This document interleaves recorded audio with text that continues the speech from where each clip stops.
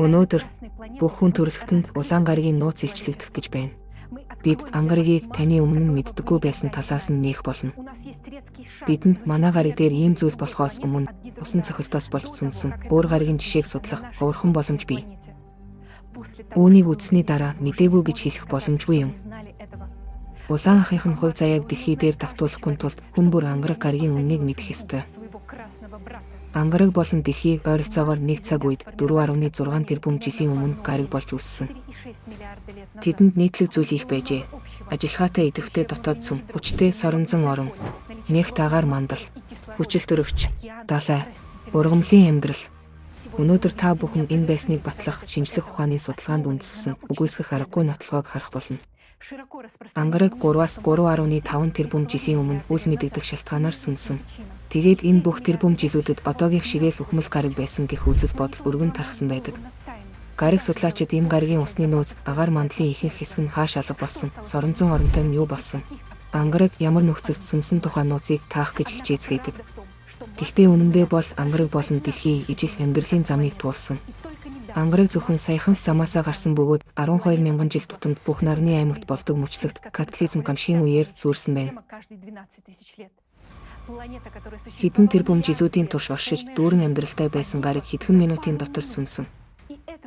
Тэгээд энэ нь ердөө саяхан болсон бөгөөд бидний алс холын өв дээд ангараг хэрхэн шатахыг нүдэрээ харцгааж байжээ. Та бүхэн ангарагийн тухай өмнө нь мэддэггүй байсан баримтуудыг сонсоход бэлдээрэй. Ангарагийн агаар мандал. Одоо ангараг нь дэлхийгээс 61 дахин бага нэгттэй, маш нингэн хурай сэрэг агаар мандалтай. Одоо ангарагийн агаар мандлын найрлагын 96%-ийг нүүрс хүчлийн хий эзэлдэг. Үлдсэн хувь нь аргон ба азот, харин ердөө 100-ны хэдэн хувь нь хүчил төрөгч ба усан доногддог. Гэсэн хэдий ч үргэлж тийм байгаагүй. 2022 оны 10 дугаар сард Аризонагийн их сургуулийн эрдэмтэд нэгэн нийтлэл хэвлүүлсэн. Түүнд бичснээр тэд ангараг гаригийн агаар мандал олон сая жилийн турш чиглэг өнөөгийн дэлхийн агаар мандалтай харьцуулам ижил нэгттэй байсныг ус төрөгчийн изотопийн найрлагын шинжилгээнд дээрээ үндэслэн нотолсон. Албан ёсны онолоор бол ангараг гаригийг 3.5 тэрбум жилийн өмнө нэгт агаар мандлаа алдсан гэдэг. Гэхдээ дараах баримтууд үүнтэй зөрчилдөж байна. Ангарагаас олдсон солируудыг судлаачид тэндх солируудын зарим нь нэгт агаар мандалт гадаргуу дээр унсан болохыг тэмдэглэсэн байдаг. Энэ нь эдгээр солируудын уналтын траекторь замыг судалсны дараа ойлгомжтой болжээ. Мөн эрдэмтдийг гайхуулсан бас нэг баримт нь эдгээр солирууд гялалзаж саяхан унсан мэт харагддаг явдал байсан. Ихэнх тохиолдолд төмөр усны дэргэд хурдан зэвэрдэг.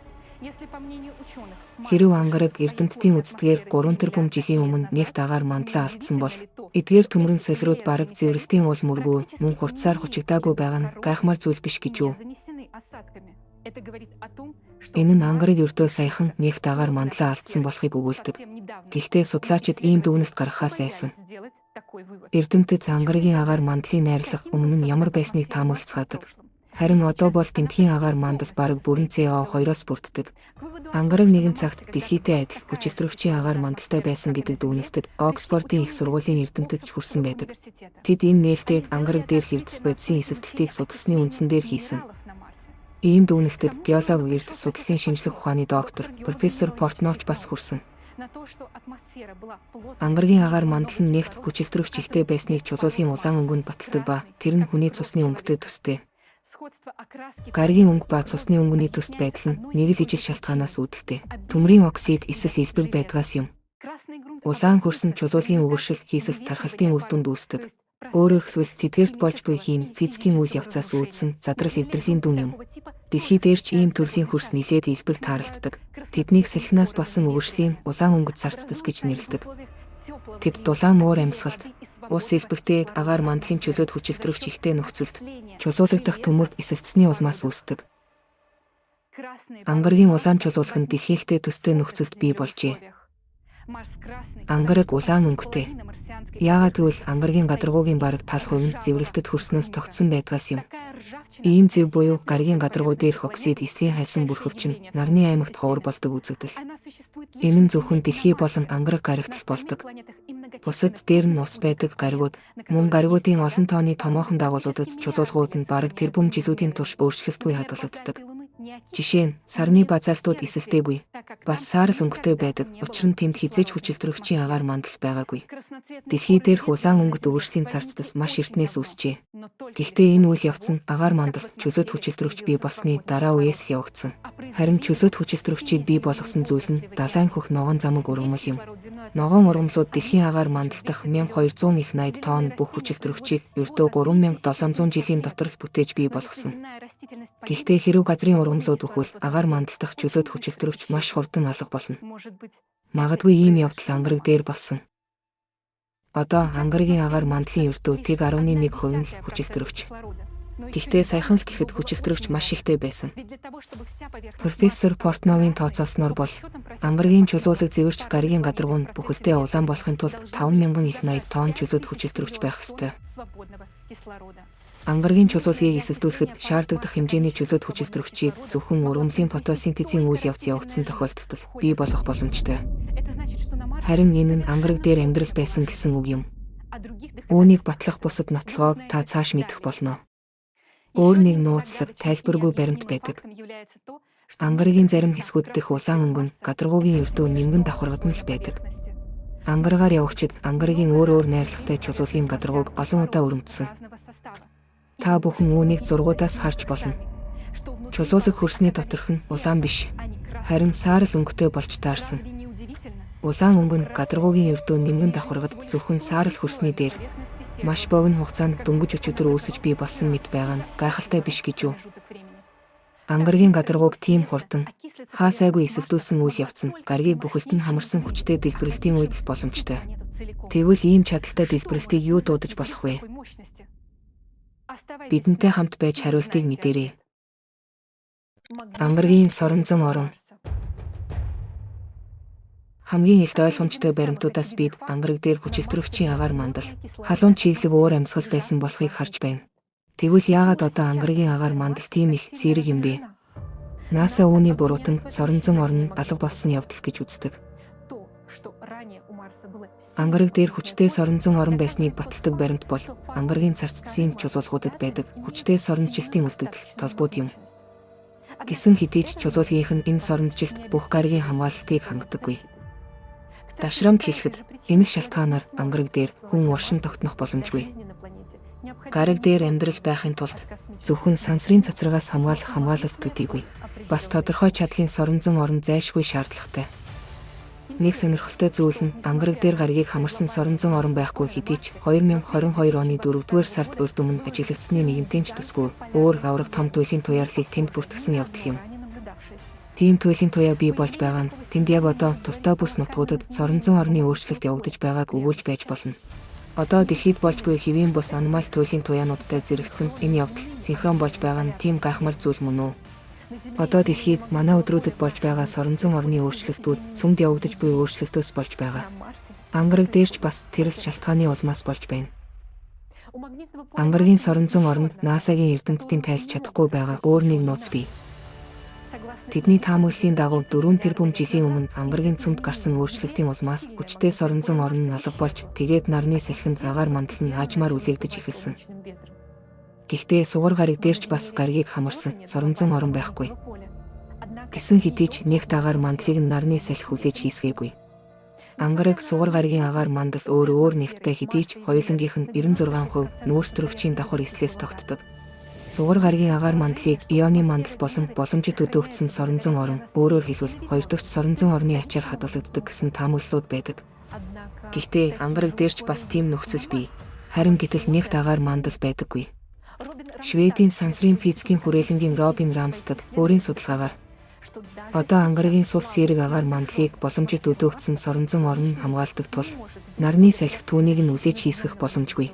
Энэ нь сугар гариг дээр болдогтой л адилхан гэдгийг нотолсон. Сугар гариг дээр хүчтэй соронзон орон байхгүй ч агаар мандал нь хэвээр үлддэг. Харин ангараг дээр болохоор тэгдэггүй ийм зүйл байж болно гэж юу? Ангараг гаригийн агаар мандал НАСА-гийн бидэнд ярьдаг шиг нарны салхины улмаас эсвэл 4 тэрбум жилийн турш алга болоогүй. Харин огт өөр нөхцөл байдлаас болж алга болсон байх магадлалтай юм. Тэгвэл ангараг дээр юу болсон бэ? Ангарагийг хүчилтөрөгчийн нэг дагаар мандалгүй болгоход хүргэсэн катастроф гамшигын цар хүрээ нь ямар байсан бэ? Энэ тухай та бүхэн цааш мэдэх болно. Ангарагийн гол ба нуурууд. Одоо ангараг, хуурай, хүйтэн гариг, түүн дээр шингэн төлөвийн ус үндсэндээ бараг байхгүй. Ангарагаас олдсон бүх ус нь хөрсний давхарга дороос эсвэл туйл таг оргилын усны мөс хэлбэрээр олдсон гэж харуулдаг. Ангарагийн хавар зунаар хайлч гиссэн үзрэлийн чанартай давсны уусмал бүхий шингэн усны горхийг ажиглаж болно. Гэсэн хэдий ч ангарагийн усан мандал өмнө нь шингэн усаар дүүрэн чиглэг дулаан уур амьсгалд урсдаг байжээ. Үүнийг сайн хадгалагдаж үлдсэн олон тооны голын голдрол нуурын тундаст ордууд нь харуулдаг. Эцсийн эцэст шингэн уст гол мөрөн байна гэдг нь ангарагийн агаар мандал урд нэгэн цагт илүү нэгт дулаан байжээ гэдгийг бидэнд хэлж байна. Голын урсгалын үйл явц байсныг ангараг дээр явагчдын олсон шаврын тунамал, голын хайрга ба эсэрхэг долгиосон хивүүд нь баталдаг. Дэлхий дээр ч бас энэ үйл явц нь яг ижил нөхцөлд бүрэлдэж бий болдог. Дашрамд дуртахад нуурын хурцын жигд химнэл бүхий тогтцсон нь нэгэн цагт ангараг одоогийн Фобос ба Демосоос өөр том дагуултай байсныг өгүүлдэг. Зөвхөн том дагуултай үед давалгааны халгалт ба татралт үүсдэг. Улмаар тэр нь усан сангуудын эргийн жигд химнэлт дараалж үйлсэн судлуудыг бий болгодог. Ангараг дах нуурууд нь хотхор гүдгэр газруудын завсарт эсвэл намдор газарт эсвэл жишээ нь дэлхий дээр байдгийн адил солирын тоогоо бүхий газруудад үүссэн байдаг. Ангараг дээр нуур эргээд авч халих, үер болох үзэгдэл их болдог байсан нь сонирхолтой. Яг одоо дэлхий дээр нийтийг хамарсан катаклизм гамшигын үед их уус дадар бороо голын үерийн улмаас ийм явдал бас болж байна. Хиймэл дагуулын 6-аас ангарагийн эдгээр эртний гол нууруудыг харна уу? Ангарагийн голууд орчин үеийн дэлхийн голын тогтолцоотой ямар төстэй болохыг анзаараарай. Ангараг дээр хамгийн урт ширгэж хатсан голын тогтолцооны нэг нь бараг 700 км үргэлжилдэг. Энэ нь дэлхийн Колорадо голын уртын тал орчимтой тэнцэнэ. Харин энэ бол Ролл-Вайлис гол 1500 км урт, 7 км өргөн 300 м гүн сөөг шуудууг үлдээсэн. Тэгээд зогсохгүй 2019 онд Чикагогийн их сургуулийн эрдэмтдийн хийсэн судалгаа гарсан байна. Түүнд өгүүлснээр ангарагийн 200 хатаж ширгэсэн гол мөрөнд судалгаа шинжилгээ хийсэн. Судалгаагаар ангараг дахь хэдэн зуун бүс нутгийн гол мөрөн нь дэлхийхээс илүү өргөн гүн байсан ба улаан гараг дээр тэд гайхалтай урт хугацаанд 1 тэрбум жилийн турш оршин тогтнож байсныг тогтоосон. Тэд алга болсон явдал нь гараг судлаачдын хувьд нууцлаг тайлбарлашгүй онцгой болдог. Ангарагийг судлах орчин үеийн судалгааны явцад ижнээ олон тооны хатсан нуур голын тогтолцоог илрүүлсэнийг газрын зураг дээрээс хараарай. Энэ нь юуны түрүүнд ангараг дээр нэгэн цагт адар бороо орж гол мөрөн нууруудыг усаар дүүргэж байсныг бидэнд хэлдэг. Энэ нь зөвхөн байгаль дээрх ус тасралтгүй эргэлттэй байх үед л боломжтой. Харин тийм бол далайч бас байсан гэсэн үг юм. Эрдэмтдийн үздгээр бол энэ бүх ангарагийн гол мөрөн нуурууд 3.5 тэрбум жилийн өмнө ширгэсэн. Гэхдээ энэ тийм үү? Бид одоо хүртэл эдгээр сууг шуудуунуудын ийм тод хэлбэр хэвийг мөн тэдний эргийн заагийг харсаар байгаа нь та нарт сонин санагдахгүй байна уу? Хэдэн тэрбум жилийн үлээж илээх үйл явц нь эдгээр эртний гэж үздэг эрэг ховил суугуудыг эвдэж дарж болох ёстой байсан. Үнэн дээр ангарагийн эртний тогоонуудыг бид эвдэрч нурснаар хардагч харин голын голдрол шуудуунууд нь яагаад ч юм илэгдлээс болж эвдрээгүй. Энэ бүхэн нь ангарагт саяхныг болтол гол мөрнүүд урссаар байсныг илтгэдэг. Ангарагийн далай. Ангарагийн хойд тэгш талд их усан санг байсан эсэх тухайд шинжлэх ухааны маргаан одоо хүртэл өрнөсөөр байдгийг харуулцахгүйгээр мянган мэргэжилтнүүд ангараг дээр далай байсныг илтгэх баталгаатай нотлохыг олсоор байна. Тэгээд ангараг дээр далай байсныг нотлох хамгийн энгийн бөгөөд ийст ойлгомжтой нотлохоо. Энэ бол одоо байдаг хотхор гүдгэр газрууд нь юм. Ангарагийн гадаргуугийн хэмжилт байрлал зүүн зургийг хараарай. Намдор газрыг цэнхрээр, өндөрлөгийг улаанаар тэмдэглэсэн байна. Зарим эрдэмтэд одоо хүртэл ангараг дээрх эдгээр цэнхэр намдор газруудыг ердөөл хэд хэдэн том солирын цохилтын дүн гэж таамагласаар байдаг. Харин одоо ижил өнгөөр хийгдсэн дэлхийн гадаргын байрлал зүүн зургийг хардаа. Манай гаригийн хотхор гүдгэрүүдийн бүх намдор газарт дэлхийн далай тэнгисүүд байрласан байна. Та бүхэн энэ хоёр газрын зурагдах цэнхэр бүсүүдээс ямар нэг нийтлэг зүйлийг олж харахгүй байна уу? Хэрв танд ангараг дээр яагаад ердөө ганц далай, ганц төв байгаа юм бэ гэх асуулт шуурсан бол үүнд энгийн хариулт бий. 300 сая жилийн өмнө дэлхий дээр ч бас зөвхөн ганц төв байсан. Жишээ нь Пангеа гэдэг төв. Тэгээд ийм зүйл дэлхий дээр хэд хэдэн удаа тохиолдож байжээ. Дэлхийн бүх төвийн талбай нь ангаргийн гадаргуугийн нийт талбайтай ойролцоогоор тэнцүү байгаа нь сонирхолтой. Хэрэв ангараг өсөж томорсон бол дэлхийтэй усны хоёр тусал шиг төстэй болох байсан. Ангаргийн далайн тухай асуулт руу эргэцгээе. Гаригийн гадаргуу нь хоёр хэсэгт хуваагддаг. Нэг дэх хэсэг энэ бол өндөрт өргөгдсөн өмнөд их газар. Унсан сольруудын тогоонууд ихтэй элбэг тархсан байдаг. Хоёр дахь хэсэг энэ бол өргөн муудам, хойд намдор газар. Энэ газрыг Ваститас Боралисын тогтоц гэж нэрлэдэг. Намдор газрын гадаргуу нь сольруудад бараг хөндөгдөөгүй. Яг л цохилтоос хамгаалагдаж байсан мэт байдаг. Сонирхолтой зүйл нь өндөрлөг их газар ба намдор газрыг заагладаг хил нь нэг ижил өндөрт ойролцоогоор хасах 3900 метрээр явдаг. Дэлхий дээрх тийм шугам нь дэлхийн далайн тэг төвшин юм. Ангаргийн хотхор гүдгэр газрын байрлал зүүн зургаас үндэслэн ангараг дээр далай байсан гэдэг энгийн бөгөөд илт ойлгомжтой дүүнэлтэд анх 1989 онд Америкийн геологч Паркер хамтран ажиллагчдынхаа хамт хүрсэн байдаг. Паркер хамтрагчдынхаа хамт Ваститас тогтцын хил нь эргийн шугам мөн. Харин тогтцсон бол нэгэн цагт ангаргийн хойд намдор газрыг дүүргэж байсан далайн ёроолын хурцсан юм. Ангаргийн эргийн шугам нь дэлхийд байдагтай л адил олон янз байдалтай.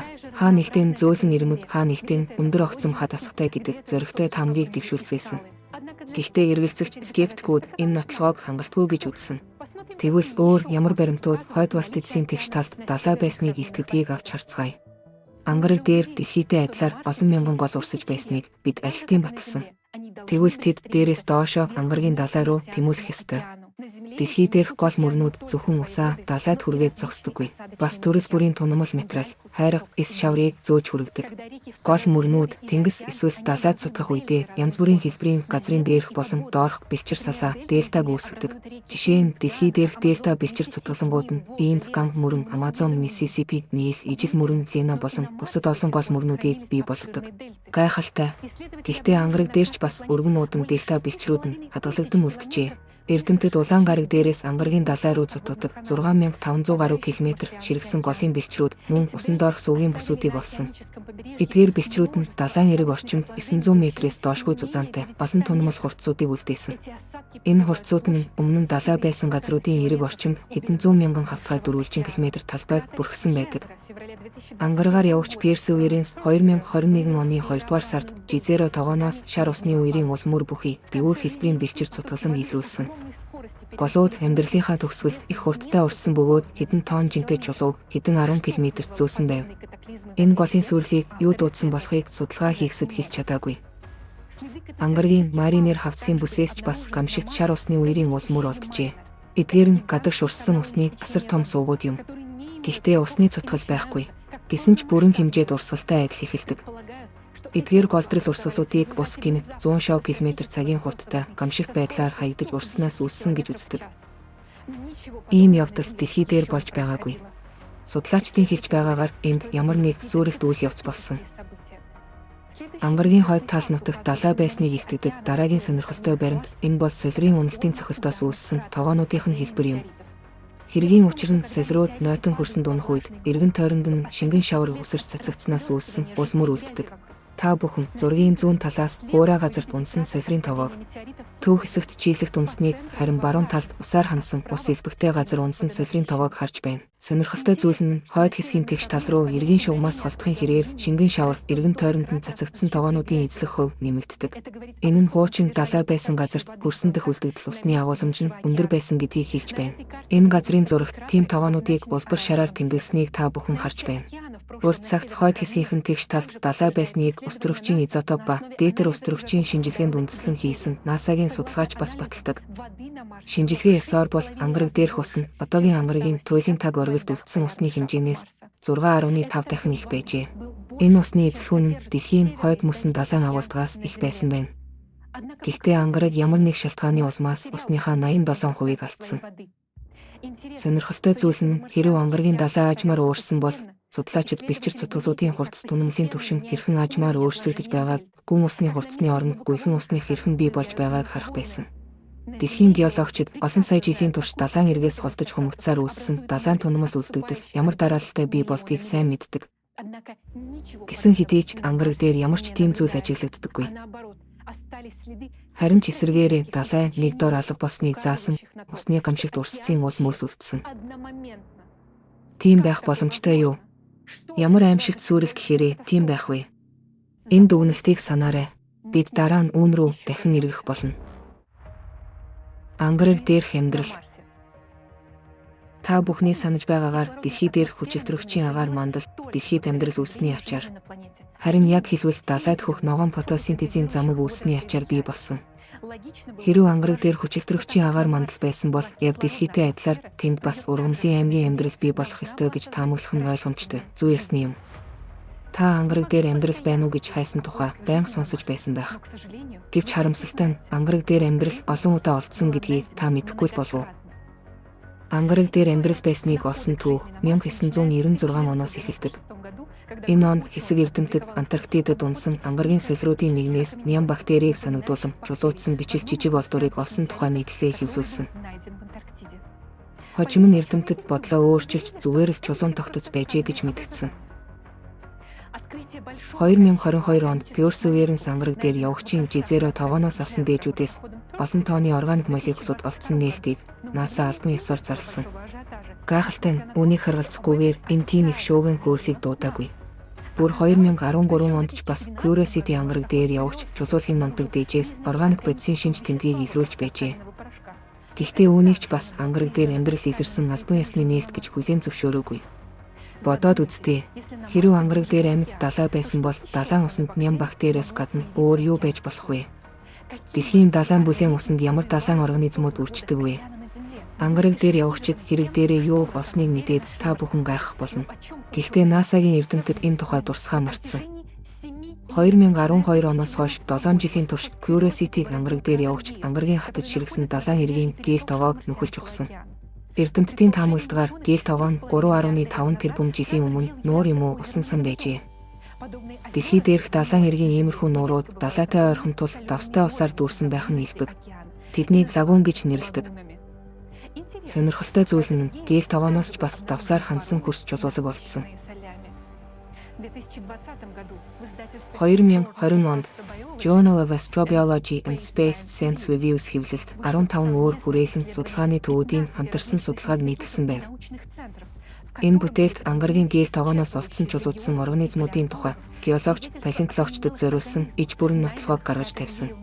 Түүнд 3000 гэрэл зургийг судалсны үндсэн дээр дэлхий дээр байдаг замаг хааг бичил биетний дэвсгэр строматолитүүд болон бусад олон зүйлтэй төстэй загвар сорьцуудыг таньж илрүүлсэн тухайга бичсэн. Эдгээр нь одоо дэлхий дээр амьдардаг организмуудтай яг ижил байсан. Бид тэднээс хэдхэн жишээг л татах болно. Дэлхий дээр хүчилтөрөгчийн агаар мандлын буруутнууд бол хөх ногоон замаг эсвэл цианобактериуд гэгддэг бичил организмууд юм. Тэд л строматолитүүд гэж нэрлэгддэг чулуужсан бүтцийг бий болгодог. Орчин үеийн строматолитүүдийг баруун Австралийн эрэг дагуу харж болно. Дэлхий дээр Австралийн тетис нуурт амьдардаг строматолитүүдийн барьсан эдгээр 100 дугуй хэлбэрийн өндөрлөг тогтцоодыг хараарай. Амьд организмаас ялгаатай нь геологийн үйл явц ийм хэлбэрийг үүсгдэггүй. Харин одоо ангараг дээрх яг ижил тогтцоодыг харна уу? Энэ ангаргийн строматолитууд л байна. Одоо ангаргийн нөгөөл бүсээс олдсон цианобактерийн мөчрлсөн салаанууд харагдах NASA-гийн албан ёсны зургуудыг харна уу? Эдгээр биетүүд нь ангараг дээр явагчийг удирддаг эрдэмтдийн илүү наривчилсан судалгаанд хамрагдах гавьяагүй байсан гэж үү? Тэгвэл одоо дараах зургуудыг хараарай. Энд замуунуудын үржлийн бий байна. Бас л нөгөө ангараг дээрээс олдсон. Одоо дахиад л ангаргийн энэ сонин хэлбэрт ургамлыг хардаа. Тэдний ижил төснүүд одоо ч дэлхий дээр амьдарч байна. Та би замаг усны ургамлын мэргэжилтэн бишээ. Эдгээр олдурууд нь чулуужсан организм уу эсвэл зүгээр л сонин чулуунууд уу гэдгийн учрыг олж хэлж чадахгүй гэж болно. Харин энэ судалгааг хийснээс 10 судлаач нь замаг усны ургамлын чиглэлийн хүлээн зөвшөөрөгдсөн шинжээч мэргэжилтнүүд юм. Тэд эдгээр сорьцыг хоёрдмол утгагүйгээр дуу нэгтэй ургамал гэж тодорхойлсон. Одоо энэ фото зургийг хардаа. Та үүнийг дэлхий гэж бодож магадгүй. Гэхдээ энэ нь гейл тоогоонд хийсэн Curiosity-гийн зургуудын нэг байна. Эдгээр нь ангараг дээрх жинхэнэ шөрүүд. Тэд өчигдөрхөн амьд байсан мэт хүччихсэн. Одоо Австралийн их барьер хадна иймүүд амьдардаг. Ангаргийн намдор гадаргуугийн зургийн долгиосог бүтцэд анхаарлаа хандуулна уу? Дэлхийн далайн төрөлхийн дараах эргийн эстэй яг адилхан харагдаж байна. Энэ бол ангараг дээр амьдрал байсны гайхалтай нотлогоо. Гэхдээ энэ олдурт байдаг мэрэгчлэтнүүдийн хувьд хамгийн цочирдом зүйл нь өөрөө хэврэг идж үүнийг харгалзахгүйгээр тэгтэл сайн хадгалагдаж үлдсэн нь юм. Эдгээр шүрүүд огт илэгдэлд ороогүй. Өчигдөр Сангаригийн лагун нуурын ёроолд байсан мэт харагддаг. Энэ олдур нь олон нийтийн мэдээллийн хэрэгслээр өргөн мэдээлэгдэх үн цэнэгүй гэж юу? Мэдээжийн хэрэг ангараг дээрх амьдрал зөвхөн гээл тоогоогоор хязгаарлагдахгүй. Гаригийн бусад бүсүүдээс ч НАСА болон хэвлэл мэдээллийнхнийг бидэнд хэлхээ мартсан амьдрал байсныг батлах гайхалтай нотолгоонууд олдсон. Модны мөчир мэт сасаалж тогоосон гайхалтай тогтцуудын зургуудыг Антонеди сав газрын тогооноос хиймэл дагуул авсан байдаг. Энэ нь мөн л ангарагийн далай байсан газрын ойролцоо байрладаг. Италийн эрдэмтэн Фабио Виторио де Блазио 2022 онд EMUR бусын бүтцийг үүсгэж болох бүх боломжит механизмуудыг наривчлан шинжилсэн нийтлэлээ хэвлүүлжээ. Тэрээр энэ нь гол эсвэл бэлчир байх боломжгүй. Үүний цорын ганц үндэслэлтэй тайлбар энэ бол бичил биетнүүдийн хамтын бүлгийн үүсгэсэн хаднууд мөн гэдэг дүгнэлтэд хүрсэн. Зөвхөн бодоод үзтээ. Эдгээр нь бүхэл бүтэн хадны тогтц системүүд ангарагийн хиймэл дагуулын зургаас харагддаг. Тэд өнөөгийн дэлхийн усан доор хадны тогтцуудтай ямар ч төстэй болохыг харж байна уу? Хиймэл дагуулаар хийсэн судалгаа ёсоор бол эмэл бүс нутгаас карбонатын найрлага бүхий чулуулаг олдсон гэдгийг тэмдэглэх нь чухал. Харин ийм найрлага нь усан доор хадны тогтцод байдаг онцлог шинж юм. Ангараг дээр амьдрал байсны өөр нэг юр бусын шинж тэмдгийг 2021 онд Perseverance ангаргаар явагч илрүүлсэн. Дэлхий дээрх энэ нүхтэй чулуунуудыг хараарай. Эдгээр нүхийг хоёр хавхлахад нялцгай биет дун өрөмдөгчд өөрсдөө байр болгон нөхөлж барьдаг. Харин одоо ангарагийн далайн эргийн жизээр тогооноос ангараг дээр явагчийн авсан олон тооны чулууны зургийг харна уу? Судалгааг хийхстийн үзэж байгаагаар эдгээр нүхийг мөн л хоёр хавхлагт нялцгай биет дун өрөмдсөн. Хэн нэгэн нь үүнийг хэдэн арваараа нэг газарт хөвлөрөн байгаа солируд байж болно гэж үгүйсгэж магадгүй. Гэхдээ солируд ёс мэт металлын гэлбаатай байдаг. Мөн энэ чулуунуудыг нүх сүрхэг ангарагийн базальт шиг харагдаж байна гэж хэлэх боломжгүй. Учир нь базальт нь бараан өнгөтэй байдаг. Гэхдээ ямар нэг шалтгааны улмаас ангаргаар явагч тухайн газрын эдгээр сонин чамин нүхлэг чулуунаас сонирхолтой зүйл олж хараагүй. Зүгээр л хажуугаар нь өнгөрсөн. Сая та бүхэн үннийг эрэлхийлдэг судлаачдын амжиж илрүүлсэн ангараг дээр саяхан амьдрал байсныг илтгэдэг олдуруудын өчүүхэн хэсгийг л харлаа. Энэ бүхэн нь эрдэмтдийн ангараг дээр байж болно гэж хүлээж байсантай бүрэн тохирдог. Дахиад ч маш их олдур кадрын ард үлдсэн. Бид энэ өгөгдөл мэдээллүүдийг анхаарад маш их гайхаж цочирдсан. НАСА яагаад энэ талаар чимээгүй байдаг вэ? Яагаад 10 жилийн тэртех олдуруудыг одоо болтол наривчлан судлаагүй вэ? Хэрэг эдгээрийг ургамал бичил биетний палеонтологийн улмөр олдурууд гэдгийг үгүйсгэж байгаа бол яагаад албан ёсоор няцаалт хийгээгүй вэ? Ангарагийн гадаргууг аппарат төхөөрөмжөөр судлах зорилттой ажил бараг 50 жилийн турш хийгдсэн ч амьдрал байсан шинж тэмдгийг албан ёсоор тогтоогоогүй. Нэг нэгнээ нөхөн баталдаг асар их илэрхий баримтуудыг харгалзаж үзэхгүй байгаа нь ямар учраас вэ? 50 жилийн хугацаанд юу хийсэн бэ? Олон тэрбум доллар зарцуулсан. Тэгээд бид энэ хугацаанд юу олж мэдсэн бэ? Ангарагийн чулуучсан олдуруудын тухай мэдээллийг зориуд нуудаг. Хэрэв энэ бүх олдуруудыг ангараг дээр идэвхтэй амьдрал байсны улмөр гэж үзвэл ангараг дэлхийтэй адил хувьслийн замыг туулсан болж таарна. Ажиглагдаж буй төрөл зүйлүүд нь дэлхийхтэй ижил төстэй гарал үүсэлтэй. Дэлхийн өнөөгийн амьтад оршигчдын дундаас тэдний ижил төснүүд нь олддог. Тийм бол ангараг 3.5 тэрбум жилийн өмнө сүнсэн байх боломжгүй гэсэн үг болно. Үгүй байсан бол эдгээр төрөл зүйлүүд зүгээр л хадгалагдаж амжихгүй байсан. Ангарагийн төрөл зүйлүүд саяхан мөхсөн гэдгийг олдуруудын маш сайн хадгалагдсан байдал нь харуулдаг. Харин энэ нь ангарагийн сүрлийн хүлээн зөвшөөрөгдсөн он цагтай зөрчилдөхөд хүргэдэг.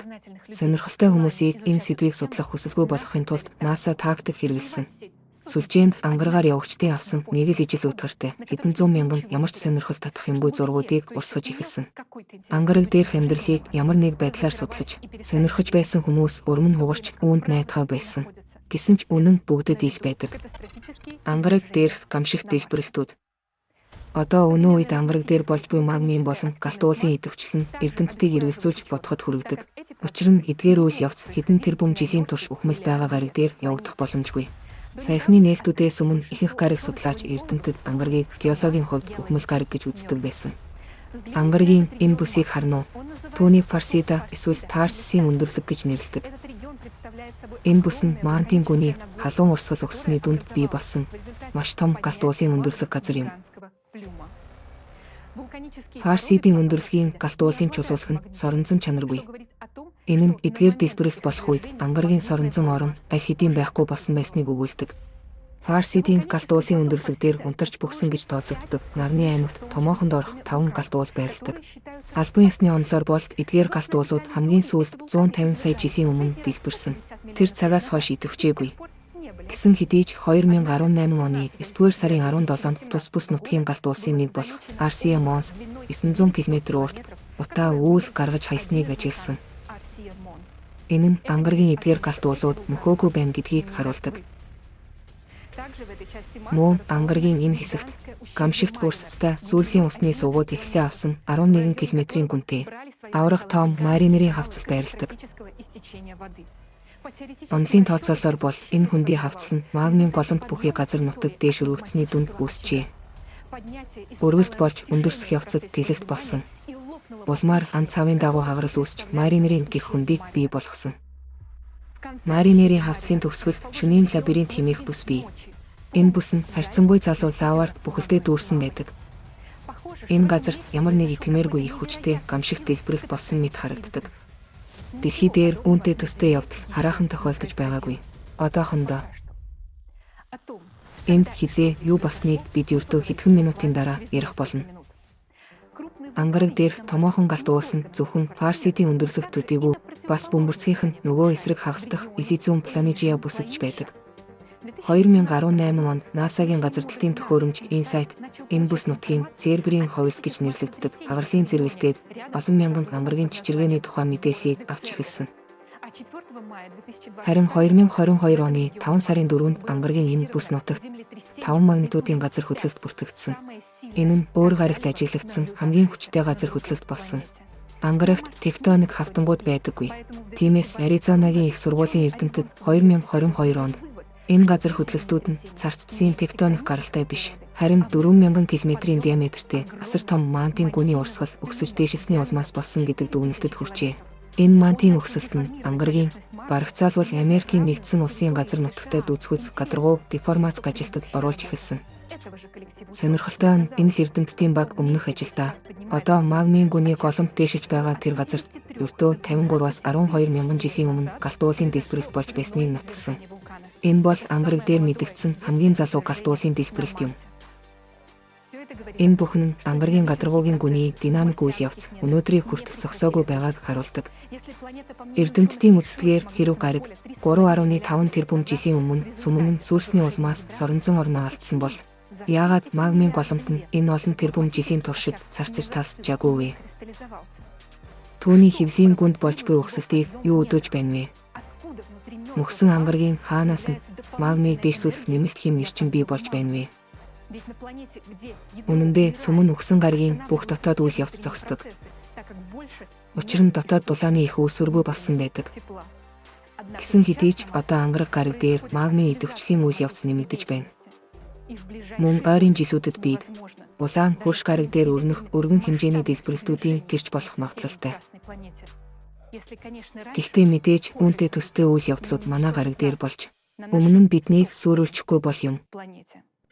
Ангаргийн амьдрал ба үхлийн цаг хугацаа. Сая та бүхэн ангаргийн мөхсийг албан ёсоор хүлээн зөвшөөрсөн он цагтай зөрчилддөг олон баримтуудыг харлаа. Нэгт тагаар мандалд унсан эсэлдээгүй солируудыг сандаа.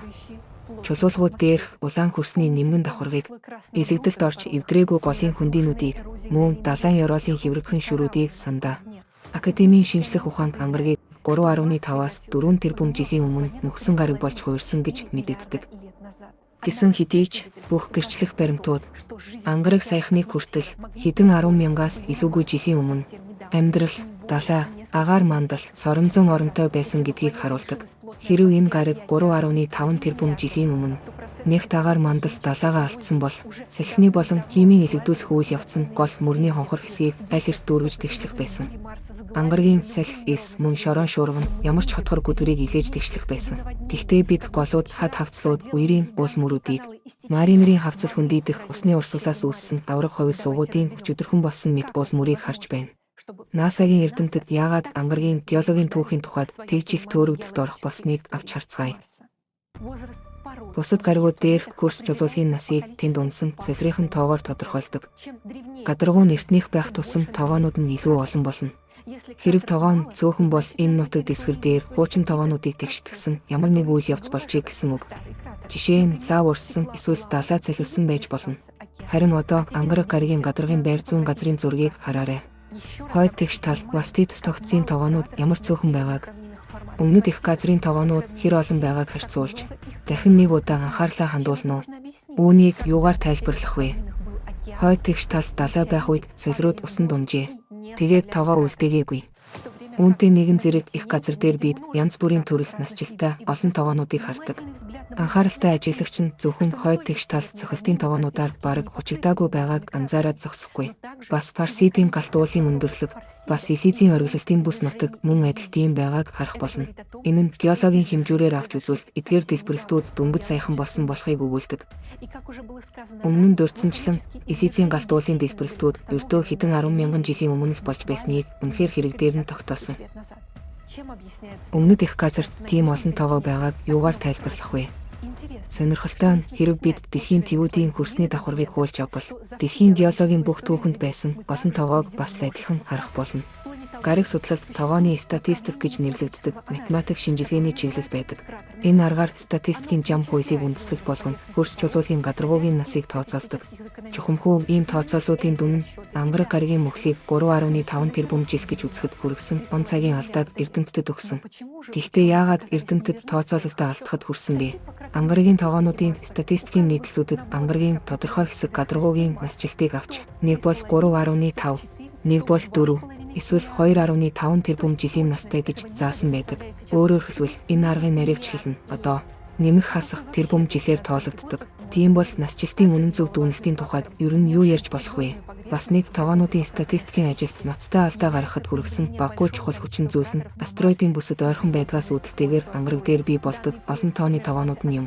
Энэхүү бүс нь Python гаригийн цөм дэлбэрсний улмаас болсон сүрлийн дүнд үүссэн. Тиймээс ангараг дээрх олон тооны шинэ солирын тогоонууд нь Python-ы хэсэг үндэснээс үүссэн ч байж болох талтай. Нобелийн шагналт нэр дэвшиж байсан астрофизикч Рудольф Шилд судлаачдын багийнхаа хамтаар ангараг гараг 3.5 тэрбум жилийн өмнө агаар мандал далайгаа алдаагүй. Харин 100-аас 10,000 жилээр тоологдох цаг хугацааны өмнө агаар мандал далайгаа алдсан гэж үздэг. Профессор Александр Михайлович Портновч ангарагийн сүрлийг ердөө хэдхэн 10,000 жилийн өмнө болсон гэж баталдаг. Харин бид бол ангараг 24,000 жилийн өмнө сүрсэн. Нарны аймгийг 12,000 жил тутамд бүхэлд нь хамардаг мөчлөгт гамшийн хамгийн хүчтэй үед сүрсэн гэдэг таамаглалыг дэвшүүлдэг. Гариг судлаачид ангараг саяхан мөксөн болохыг хардаггүй. Учир нь тэд катаклизм гамшийн мөчлөгийн талаарх мэдээллийг үгүйсгэж авч хэлэлцдэггүй. Бас нарны аймгийн бүх гаргуудад хэрхэн уур амьсгал зэрэг синхрон өөрчлөгдөж, хэвлийн гүнд нь идэвхжил явагдаж байгаад анхаарлаа хандуулдаггүй. Тэд зөвхөн ангарагийн гадаргуу дээр төвлөрч хардаг. Тэгээд өмнө нь далай байсан газрын тогоонуудыг маш эртний их 3.5 тэрбум жилийн турш хөрөмтлөгдсөн гэж үздэг. Эдгээр тогоонуудын хэлбэр нь үнэхээр ч эртний хэсэгчлэн эвдэрсэн тогтцтой төстэй. Бид энэ эрдэмтдийг буруутгаагүй. Үнэн дээр ангараг дээр юу болсныг ойлгохын тулд 12,000 жилийн мөчлөгт катаклизм гамшийн үеэр манай гариг дээр юу болдгийг сайн мэдэх хэрэгтэй. Харин энэ нь бусад гаригийг судлаачдын судлах ёстой судалгааны хүрээнд ордоггүй нь ойлгомжтой юм. Катаклизм гамшийн мөчлөгийн үеэр сансраас ирж буй үйлчлэл нь гаригуудын цөмд нэмэлт эрчмийг авчирдаг. Гүнд халж эхэлдэг. Үр дагаварт нь цөм шилжиж хөдөлдөг. Цөмийн тогтворгүй байдал нь гаригт соронзон орны хэвийн бус байдал, туйлуудын шилжилтийг өдөөдөг. Гаригийн массын төв ба эргэлтийн хурд өөрчлөгдөж эхэлдэг. Газрын хэвлийн гүн рүү ирж буй эрчим болон төвөөс зүгтэх хүчний өөрчлөлтөөс болж гаригийн хэвлийн гүнээс магн дээшиж өгсөж эхэлдэг. Энэ нь яг одоо дэлхий дээр болж байгаа шиг юм. Царцдсын хамгийн нэмгэн хэсгүүдээр магм аль хэдийн сэтлэн гарч байна. Хамгийн нэмгэн нь далайн царцдас байдаг. Одоо магмын дээшлэлт өгсөлтөөс болж далайн ёроол ердийнхөөсөө илүү халж байна. Үүнтэй ижил зүйлс ангараг дээр нарны аймгийн бусад гаригуудад бүр саран дээр хүртэл болж байна. Саран дээр шуурган тэнгис гэгддэг тэгш хавтгай гадаргууг хардаа. Сарны энэ хэсэг тийм тэгш болсон магадгүй 12,000 жилийн мөчлөгийн үеэр гүний магмын гадаргууг дотроос нь халааж хайлуулснаас болсон байж болно. Ангараг дээрч бас мөчлөгт катаклизмын үеэр магма нь далай байсан газрын ёроолыг халааж гадаргын доорх мөсийг хайлуулдаг. Мөн тогоонууд нь хайлмагддаг. Тиймээс эрдэмтэд эдгээр нь хэдэн тэрбум жилийн өмнө үүссэн эртний тогоонууд мэт санагддаг. Ангаргийн гадаргуугийн гүний дотоод халалтын үйл явц. Усаар хансан хөрсний кэсэлт мөн ангаргийн далай байсан газрын ёроол хайлмагддаг байдлын учрыг олон тооны тогоонуудынх нь эдгэж бүдгэрсэн уул мөр, үерийн уул мөр, бүр ангаргийн саяхны өнгөрсөнд болж байсан мега цунамигийн уул мөр нь хүртэл өгүүлдэг. 12,000 жилийн мөчлөгт католизм сүүлийн мэдээлэлтэй танилцаагүй эрдэмтдийн хувьд эдгээр үзэгдлүүд онцох хэвээр үлддэг. Мэргэжилтнүүд тэдний загвар вогноо буруу гэдгийг бодож үздэггүй. Учир нь хэрэв ангараг саяхан мөхсөн бол агаар мандас далай нь хааш алга болсон бэ гэдэг энгийн асуултанд хариулж чаддаггүй. Одоо бид дэлхийн хүн бүрийн хувьд амин чухал мэдээллийг хэлэх болно. Та ангараг дээр хэрэг дээрээ юу болсон? Мөн одоохон 13 жилийн дараа дэлхий дээр юу тохиолдож болохыг мэдхэд бэлэн үү? Ангарагт болсон усан цохилт. Ангараг гинэт сүрсэн. Далай наажмаар татарч алга болсон бол мөрийг бид хардаггүйг санаарай. Энэ нь далай нэг дор алга болсныг илтгэдэг. Ангаргийн нэгт хүчтэйгчийн агаар мандалч бас НАСА-гийн загваруудын тайлбарлаж чаддаггүй учир битүүлэг байдлаар алга болсон. Ангаргийн бүх гадаргууг бүрхдэг эсэлтсэн улаан хальсан давхарга нь зөвхөн бүх агаар мандлын шаталтын нөхцөлд үүсэх боломжтой. Асар том усны урсцынх нь уул мөрийг огцом гинтийн гам шиг хэлбэржүүлж бий болгосон. Амьд байсан гаригийн мөхлийн хувилбаруудаас зөвхөн нэг нь л энэ бүх салангид тусдаа баримтуудыг нэгтгэх боломж өгдөг. Тэр нь нэг бүхэл аимшигт дүр зургийг бий болгодог. Энэ гамшиг ангараг дээр хэрхэн босныг харцгаая. Энэ бүхэн нь Нарны аймагт бүхэлдээ 12,000 жил тутам тохиолддог тэрл байдлаар эхэлсэн. Гаригуудын цөмд гаднаас нэмэлт хим эрчим ирэх болсон. Ангаргийн цөмч бас энэ хим эрчмийг авч ангаргийн дотоод хэвлийг халж эхэлжээ. Фарсидын өндөрлөгийн доорх магмын голомт яг одоо дэлхий дээр Гренланд, Антарктидын мөсөн улсын доор магма өсөж байгаагийн адил дээшилж эхэлсэн. Ангаргийн чиглэг дулаан уур амьсгал өөрчлөгдөж эхэлсэн. Гаригийн температур хэдэн хэмээр нэмэгдсэн. Далайг ёроолоосоо халж эхэлсэн. Гариг дээрх байгалийн гамшигын тоо ба хүч нь нэмэгдэж эхэлсэн. Хойд далайд эрэг хавийг сүйтгэсэн ангаргийн ураган хар салхины тоо хүч нэмэгдэж эхэлсэн. Ангаргийн одоогийн эргийн шугамаас хар салхи эрэг рүү байнга гардаг байсан хэсгүүд тодорхой харагддаг. Фарсид болон Эладын өндөрлөгийн хэсэгт газар хөдлөлтүүд болж тоо магнитууд нь нэмэгдэж эхэлсэн. Яг одоо мөн л адил мөхсөн ангараг дээр хүртэл газар хөдлөлт нэмэгдэж байна. Уул мөрийг нь одоо ч эрдэмтэд илрүүлдэг эр бусын өндөр цунамигийн давлгаанууд бий болох болсон. Дараа нь ангаргийн соронзон орны сулралт болон төлөвийн шилжилт хөдөлгөөний улмаас яг одоо ангараг болон дэлхий дээр болж байгаатай адил аномаль хэвийн бус туйлын туяанууд бий болох болсон. Гаригийн хэвлийн гүндэх тогтворгүй байдал нэмэгдсэн. Фарсид ба Эладын хоёр өндөрлөг газарт галт уулууд дэлбэрч шингэн ер бусын халуун хайлмаг лаваар эргэн тойрноо дүүргэсэн гамшигт оргилтууд эхэлжээ. Үүнийг лавын урсгалаар бүрхэгдсэн асар том талбайнууд нь өгүүлдэг. Агаар мандас үнсээр дүүрч огцом мөсдөлгийн үе эхэлсэн. Ураган хар салхиуд замдаа таарсан бүхнийг тоос болгон зүлгэх жижиг хэсгүүдийг таран шуурсан. Энэ нь одоо ч ангараг дээр болдог шорон шуурхтай адил. Гэхдээ салхины хүч нь хэдэн зуун дахин хүчтэй байсан. Газар хөдлөлт 10 магнитудын хүчтэй болтлоо ангараг гариг бүхэлдээ жижиг хэмжээнд хүртэл асар хурдтай нэмэгдсэн. Фарсидын өндөрлөгийн доорх магмын голомт хөөрсөөр магма нь нэгэн мөчид хэвлийн гүний устай тулгарх хүртлээ гадаргууг дээш төрсөөр байсан. Дээшилж тулгарх энэ мөчид гамшигын их хүчтэйгээр дэлбэрч хагарсан. Энэ нь маринерийн хавцлыг үүсгэж түүн рүү хойд далайн хүйтэн ус цутган орж ирсэн. Энэ үеэр Фарсидын өндөрлөгийн төв хэсэг одоогийн шөнийн лабиринт оршдог тэр газарт бас магмын голомтын урсгалын гамшигт сэтрэлт болсон.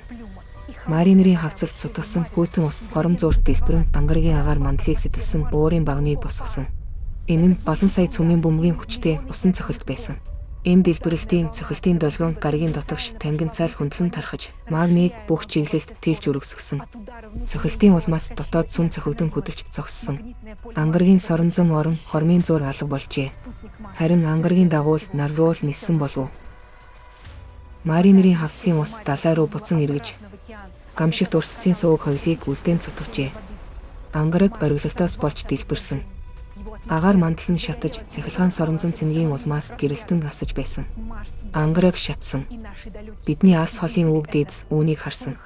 Тод асан шатах гариг эсэлтэлтийн улаан хальсаар бүрхэгдэж эхэлсэн. Яг энэ мөчид шууд утгаар ердөө хэдхэн минутын дараа ангаргийн сэтлэгдсэн агаар мандал хуйлаас мэт эргэлтэн задарч улмаар бүхэл байдал нь алдагдсан тул газ дүрэлцсэн гаригаас агаар мандал нь далайтай хамт тасран алга болжээ. Ангаргийн хууларч тасарсан агаар мандал ба далайн задгаа сансрын хүйтэн агшин зуур хөлдөж тодорхой өвдөл бүхий хөдөлгөөний түлхэлт импульстэй нарны аймгийн сүлд од болон хувирсан. Хэдэн 10 жилд нэг удаа эдгээр сүлд одууд анхны гэр рүүгээ буцан ирж ангаргийн хажуугаар нисэн өнгөрдөг. Тиймээс ангараг яг усан цохилтын улмаас соронзон орон дагуул агаар мандал далай болон амьдралаа хэдхэн минутын дотор алдсан. Энэ нь 24,000 жилийн өмнө болсон. Гариг дээрх галт уулууд катехизм гамшийн мөчлөгөөр өгөгдсөн гүний түлхэлтийн хэм эрчмээ шавхах хүртлээр дахиад хэдэн 10 жилийн турш дэлбэрсээр байжээ. Оргилолтоос үүссэн лав нь соронзон орон алга болсны дараагаас л хурж царцсан. Тиймээс чулуулгууд нь соронзон чанараа хадгалаагүй. Эдгээр дэлбэрэлтийн үеэр ялгарсан нүүрс төрөгчийн давхар эсэл нь ангаргийн сэрэг хүйтэн шин агаар мандал нь болж хувирсан. Усанд хансан хурдсан хөрсөндөө хөлдсөн. Ангараг дээр оршин суугч амьтдаас магадгүй зөвхөн хөгц бактери л үлдсэн байж болох юм. Тэгээд ангараг бидний харж дассан дүр төрхөө олж авсан. Сүүлийн 24,000 жилийн хугацаанд ангараг дээр нилээд хэдэн тонны солир унсан. Тэдгээрийн дотор Файтон гаригийн оронд үүссэн астероидын бүсээс ч солир унаж байжээ. Гэхдээ 12,000 жилийн өмнө буюу өмнөх катехизм гамшигын мөчлөгийн үеэр ангаргийн гацсан хэвлийн гүнж шинэ эрчим түлхэлт авч галт уулууд нь давтан дэлбэрч эхэлсэн. Мөн өмнө нь далайн ёроол байсан газрууд халж хайлмагтаж байжээ. Яг энэ үйл явцаас болж хойд тэгш өндөрлөгийн тогоонууд нь эртний тогтоц мэт дүр төрхтэй болсон. Мөн үүнээс болж эрдэмтэд ангаргийн мөхсийн огноог тодорхойгүй 3.5 тэрбум жилээр алдахад хүрсэн. Яагаад мянган эрдэмтэд буруу замаар явж ангаргийн мөхсийн огноог жинхэнэ гэж хуурдсан бэ? Яагаад НАСА аль хэдийн 50 жилийн турш ангараг дээр амьдралын уул мөрийг хайж байгаа ч өөрсдийн зургуудаас илэрхий баримтуудыг олдоггүй вэ? НАСАд дан тэнгүүд ажилтдаг гэдэгт бид итгэдэггүй. Гэхдээ тэд бидэнд худал ярьдаг гэдэгт итгэлтэй байна. Яах гэж тэд ингэдэг вэ? Асуултын хариулт энд байна. Эрдэмтдийн санал бодлыг худалдаж авсан хүмүүс мөчлөгийн үеэр болдог катехизм гамшигын талаар сайн мэддэг. Гэхдээ тэд хүмүүс үүнийг мэдэх шаардлагагүй гэж үздэг. Учир нь тэд дэлхий дээрх бүх зүйл тийм ч бас муу болохгүй.